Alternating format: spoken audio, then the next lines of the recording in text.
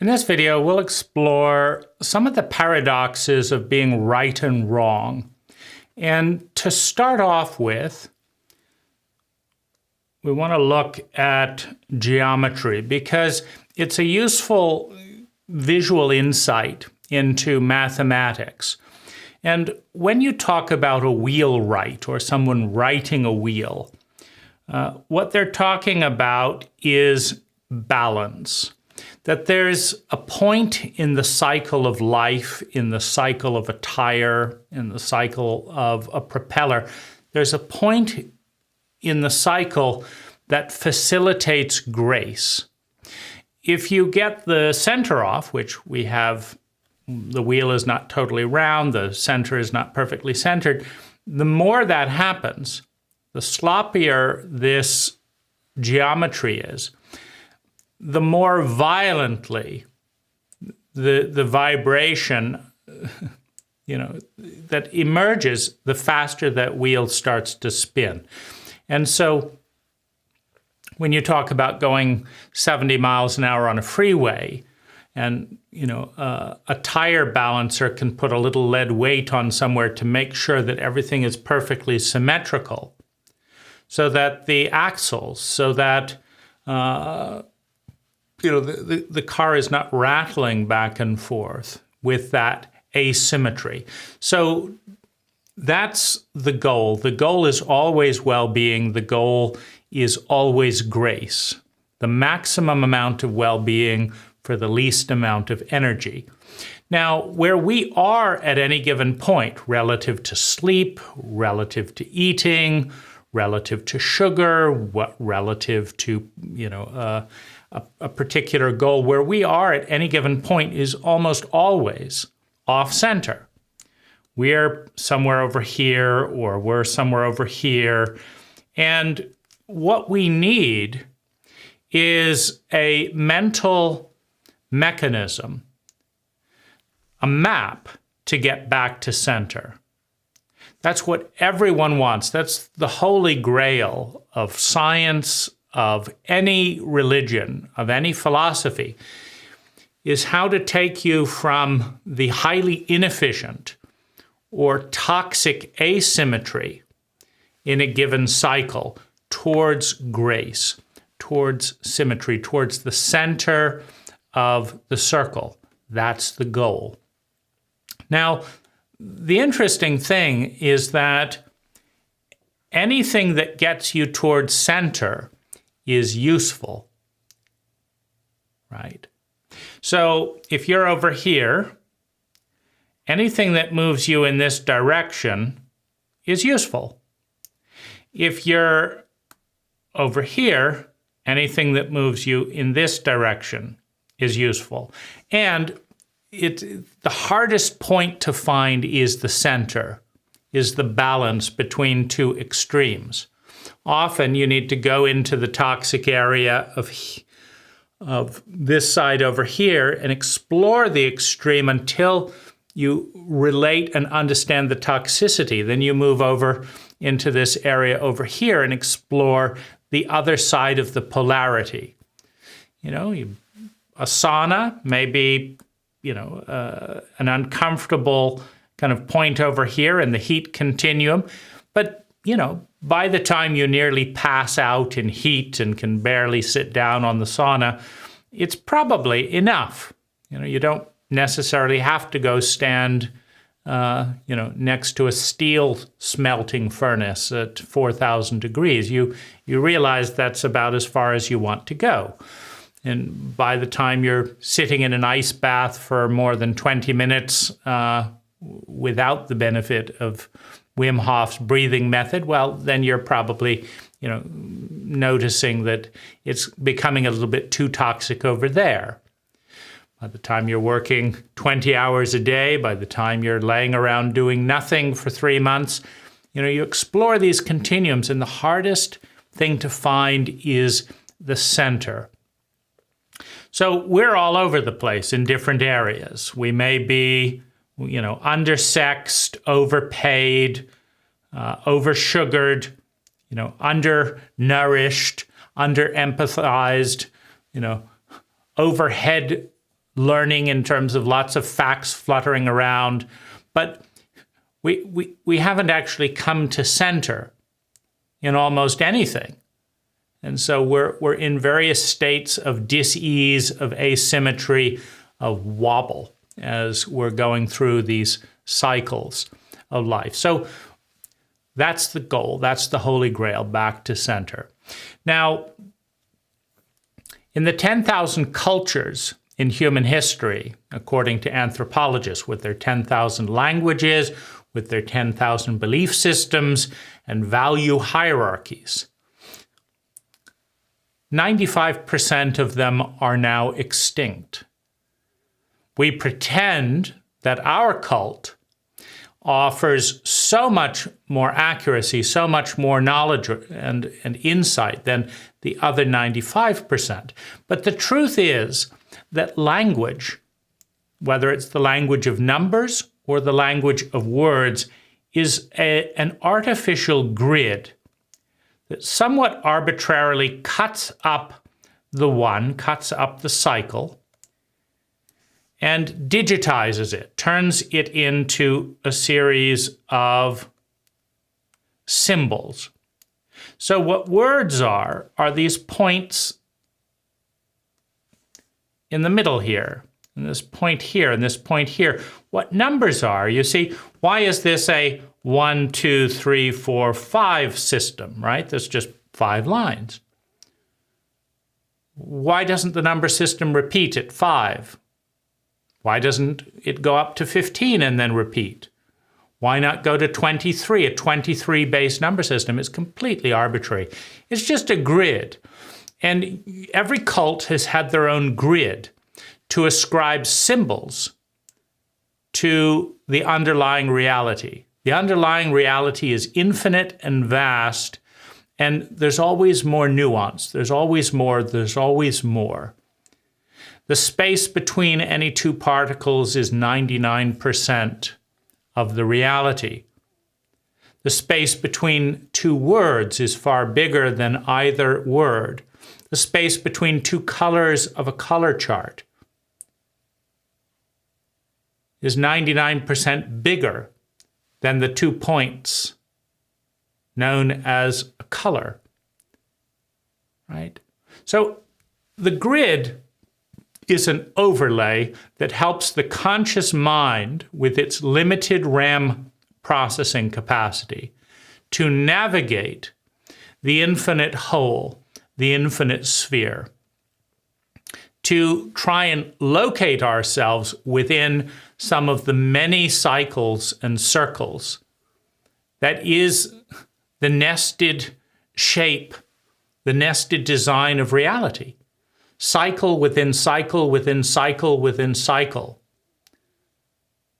A particle rotates around another particle to form an atom. A planet rotates around a sun and is called a planet. We're just dealing with cycles and circles at different rhythms, and their relationship with one another in a vast, multidimensional whole that is too big to grasp.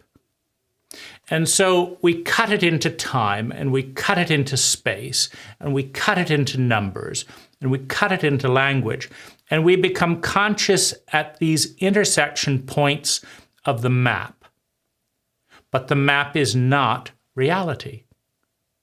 The fact that I call this a hand, well, what defines a hand? Well, it's connected to a human being. See, the word human and being is a ghost of what a human being actually is. And the word hand is a ghost of what a hand actually is. We just use a couple of heuristic points and we say thumb, finger, attached to an arm. These are just so crude. And they're kind of general pointing at the arena of reality to look at. An arena that is so complex in reality that we could not count the number of subatomic particles in a single finger if we had a lifetime to do it. That's reality. What we see is a crude heuristic map. Now, every cult, every culture in human history has drawn the map differently. Some don't have any time system, some don't have any minute system, some break it up this way, some break it up that way. That's the unique creativity of the cult, of the culture, and it's all wrong. It's an approximation. Now, the more complex the system, the more complex the map. Meaning if you have a 30-point number system, you're going to be able to get places with more precision than if you have a 10-point number system. Certainly within a given number of digits. If you have millimeters of millimeters of millimeters of millimeters, if you take space and create a more complex system, you're going to be able to describe more of reality. It's just going to take a lot more time to do it. Now, here's the thing with all of these grids, because every cult in human history has looked down at other cults and pretended that they were ignorant, that they didn't know what they were doing. We look at an Amazonian tribe that says that every month we need to dance for 3 days and 3 nights in order to awaken the spirits of nature so that the sun will be called back into being. And we look at the accuracy of that narrative, of that mythology, of that story, of that map of reality. And we say, no, if you lock up all your dancers and don't dance the spirits, the sun is still going to rise. That's a wrong myth. It's a map of reality that is inaccurate. You see, and this is where being right differs from being right. So, given that no map of reality is the reality, it is a crude approximation of reality at best. When we look at the maps of reality, we have to look at two things. First of all, remember that the underlying value, the underlying drive of all movement within human behavior throughout the entirety of human existence has been to serve one thing. We want to feel sustainably better, and we want to avoid feeling chronically worse. Now, what do you do when the wrong map leads people to a higher place of well-being than the right map? This is happening all the time. Someone says, you said you would do this and you did this. But doing this led to more sustainable well-being than doing this. And so it's useful to remember that all maps intelligently applied are intended to facilitate a journey towards a state of sustainable well-being. If you are not intending to facilitate a movement for yourself and those you care about towards more sustainable well-being, you are a fool and a dangerous person. If you think that there is an abstract sense of truth that is more important than the sustainable well-being of yourself, your planet, and those you care about, you have been fooled by the sophistication of your map, and it is a false map of reality. It's an unsustainable map, because the reality is, if you give 1 million people that choice, the majority of people are going to choose to do the thing that makes them feel sustainably better, rather than adhere to whatever narrow box your map of reality dictates should be done. Meaning, as soon as people realize that you have an accurate map of reality that's so much better than everyone else's, that's going to make people suffer chronically with no particular gain in sight. The intelligence within human beings will move towards sustainable well-being and away from your map.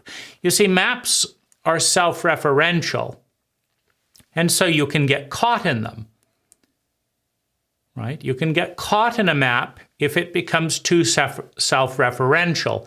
And that's why it's important to understand that the mental brain, which is the pattern analyzing and creating brain, is in an intelligent person in service to the self, towards the core and fundamental drive to sustainable well-being. If you have a mathematical equation that self-referentially supports itself, 2 + 2 = 4, 4 = 4.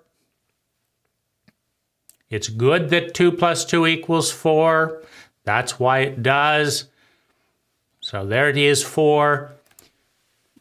But 4 leads to chronic and unnecessary suffering, right? If you have a self-referential loop, the law is good. It's good to have laws. This is the law. The law is good. It's good to have laws. And this is the law. And because it's good to have laws, the law is good. And because the law is good, it's good to have laws, right? So nothing of any substance is being referenced. Just an idea that reinforces the idea that reinforces the idea. But if you look in reality and see that the application of this law to this person at this time causes chronic and unnecessary suffering for 10 people, and that throwing the law out, ignoring the law, doing another law, giving up on the idea that laws are always so important, remedies that suffering and creates well-being for 10 people with no losers, then you can see with that reference point, referencing something meaningful, all meaningful, everything meaningful references well-being or suffering. The desire for well-being and the desire to avoid hell is the source of all meaning and all motivation. And so when you reference real-time data and well-being of actual people and organisms and ecologies as your key reference point in whether something is usefully true. In other words, we're moving away, having established that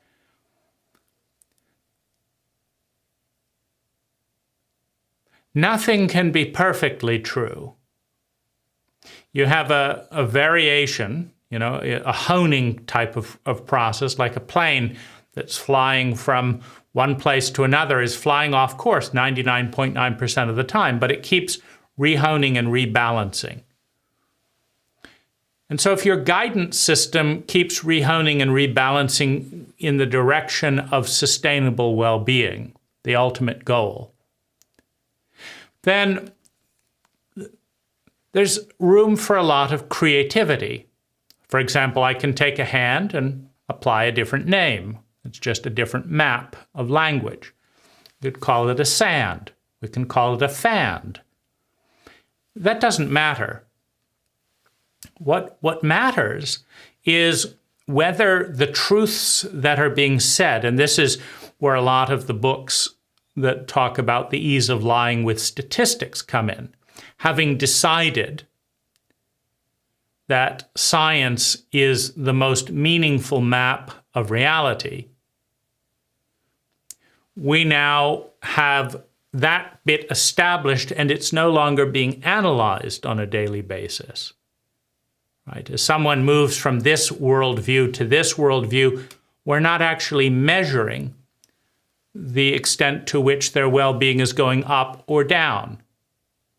And arguably, if someone had a sense of meaning and purpose and value and significance within a given mythology, and you say, no, it's just meaningless, random nothing, and this is the map you should use for reality, and their sense of meaning and purpose and significance dwindles by 70%, you could say that you're telling them a lie. Now, certainly some truths and some directions of well-being can take you further than others, right? In the goal towards symmetry and the goal towards the center. Some things can take you a short way, and then the story that took you that far falls away. It doesn't take you the rest of the distance. So,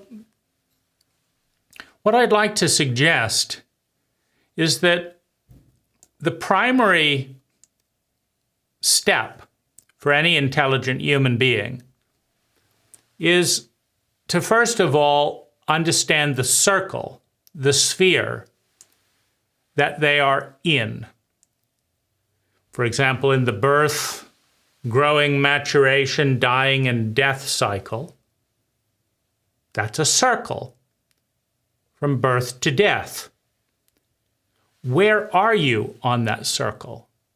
So once you understand the circles that you are in, you can then locate yourself within that circle, right? Within the circle of emotion, of rising energy and joy, of sadness, bitterness, betrayal, hate, fear.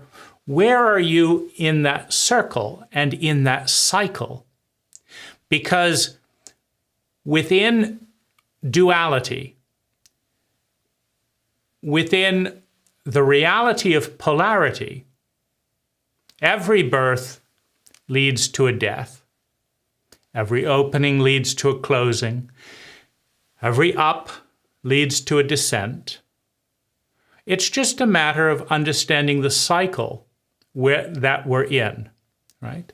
Some cycles are small and go up and down like this, but there are other cycles that last 10, 20, 30 years. There are other cycles that last 500,000 years. And depending on which circle, which orbit, which cycle that we're in, and we're attuning to, we can notice where we are on that cycle. And within any circle, within any cycle, there is a center, there is a point of grace. It's the point where it takes no effort at all. The entire cycle spins around us. And moving towards that point, towards that center of gravity, that's the point where you stand, where you don't have to use a lot of muscle, because you're exactly in the center. You stand 45-degree angle, you start falling forward, and you have to use energy to catch yourself, or you fall down. You lose your position. So once you understand where you are in the cycle and where you're off balance and to what degree, your medicine is that which pulls you towards center. Now, in order to navigate towards center, we need a map. It could be a map of body sensations. When my body relaxes, okay, there it is. It can be a map of words. It can be a map of a system. It can be a mythological map. See, none of that matters. At the center is sustainable well-being with grace. at higher and higher levels.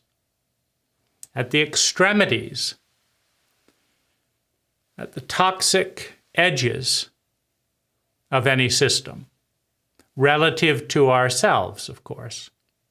You see, because this is where scale comes in. You take the picture of the Mona Lisa, right? And when we look at it, the Mona Lisa is, I think roughly life scale, right? But we're standing 10 feet away, maybe 5 feet away, and we're looking at all of the colors, and we're looking at the face as a whole. Now, part of what comprises the face and the eyes of the Mona Lisa is black. Dark, brown, black colors. Now, if you zoom in and zoom in and zoom in and zoom in and become very small and enter the Mona Lisa the size of a pea and touch and enter and get right up against one of those black ports that help create the shadow and the interest and the mystique of the painting, your whole world goes dark. Your whole world goes black. It's overwhelmingly heavy, right? You move back, you see that that dark color is actually what provides the context for the luminosity, that it would not be so luminous. It would not be so engaging without those little spots of black. But if you zoom too close as a pea, it becomes your entire world, right? And so this is where scale comes in. Reality is a nested fractal pattern of circles within circles within circles within circles, which means that we can connect with something that is so big to our scale, the scale of 100 years, the scale of a human eye, that it seems absolutely overwhelming and endless. Or we can look at it from 100 million miles and wonder at the contrast and the majesty of two stars colliding, of a black hole forming. And so when we're trying to find center and proportion, we're partly determining how close and how far away from everything that we move. And then our mind needs a map to move from here to there. But see, here's the thing. If you're here and your mind is using a scientific map, and the scientific map is taking you here with step by step of irrefutable truth, seemingly, right? It was the whole scientific war around fats. Fats would make you fat, basically. Cut out fats, cut out fats. But it turned out sugar was the problem. Sugar was making people fat. Healthy fats like butter were actually protecting people's brains. So you're following the letter of the study, which is a map of thoughts, but you're actually moving further from sustainable well-being while adhering to the map that's taking you in the wrong direction. So what I basically want to suggest is that it is the responsibility, and in many cases, it's the responsibility of each person to see where they are on these cycles and find their center. And you will find your center when you understand that you are giving more to your ecology than you are taking. When you feel mentally, emotionally, physically, sexually, and financially healthy. When you feel a sense of peace and presence. You have found your center, or you're getting closer to it. Now, you might find that meditating to the god Ra. If meditating to the god Ra takes you towards your center, it is a useful truth. It is a useful architecture. Or you may find that studying physics. If studying and applying physics takes you into that state, it is useful. Or you may find physics is taking you out of center. You look at it and you say, this is true, and this is true, and if that's true, this must be true. But at the most fundamental level, following those truths is taking me further and further away from my center, from my well-being. The real remedy is time with my children. And no matter how true these are, as I follow that pursuit, it's taking me away from my children. Even if this is a more efficient way to get work done, it's taking me out of my well-being. It's taking me out of my center. You see, the idea that efficiency is always good is just that. It's an idea. We say efficiency is good, therefore being more efficient must be good. Therefore, being even more efficient must be better. It's all self-referential. But if we don't have a reference point to well-being to notice that as we become more and more efficient, we get more and more off-center. I don't have time to talk with you. I'm being efficient. I don't have time to do my writing. I'm being efficient. Be more efficient if I worked longer hours doing this and this and this, because this machine could then run 24 hours a day. And if the machine could run 24 hours a day, it would be more efficient than if we turned it off at 5 p.m. So I'm going to give it an extra couple of hours. So that's all true. It would be more efficient for the machine to run 24 hours a day. And if you stay until 10 p.m. so that it can run closer to 24 hours a day, if you break up a family system so it can run 7 hours a day, and you're now doing this and you're now doing this, all so the machine can be more and more efficient. You see, if it isn't anchored to an underlying fundamental measurement of sustainable human well-being measured by human beings as they experience it, it becomes a map that has run amok.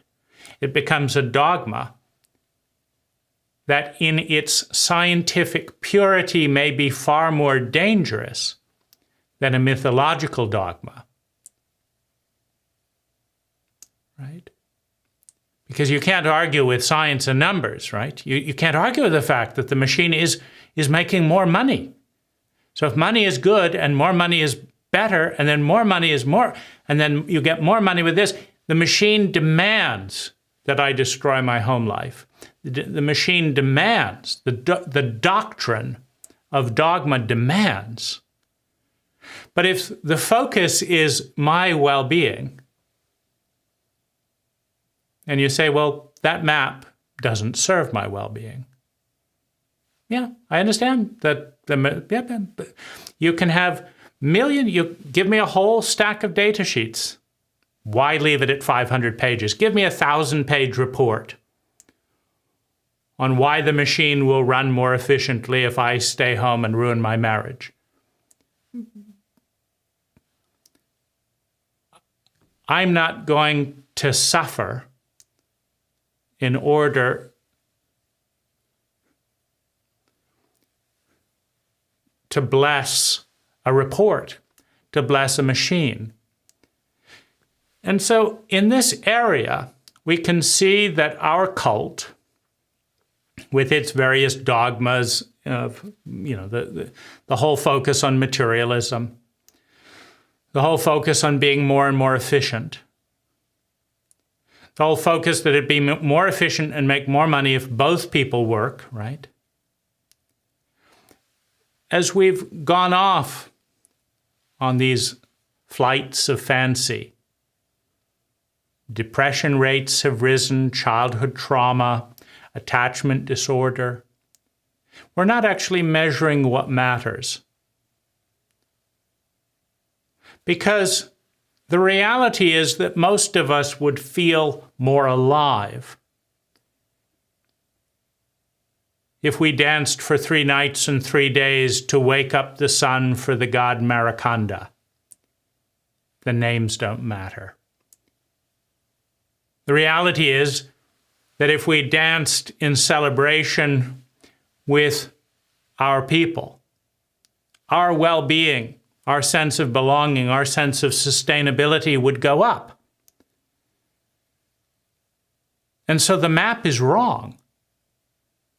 If we ate healthy organic food and slept for 8 hours a day, our well-being would go up, which means the map we're using to do the opposite is a lie. Not because it isn't true, but because it's taking us off center. So there's two forms of truth. The most fundamental truth is that every human being is motivated ultimately with a desire to feel better and avoid feeling worse. A fundamental truth is that coming to center, that there is a point of grace at the center of any cycle, and that when this can be found, things flow easily. There's more well-being with less energy consumed. All the other truths are tertiary, they're secondary, they're just supposedly serving that. But you are the only one who knows. You should want to marry a doctor. You should want to marry someone from an Ivy League university, your cult says. You should want to kiss someone with nice white teeth, your cult says. Taller is more attractive than this, your cult says. Someone with an important degree that everyone says, ooh and ah, is a find, your cult says.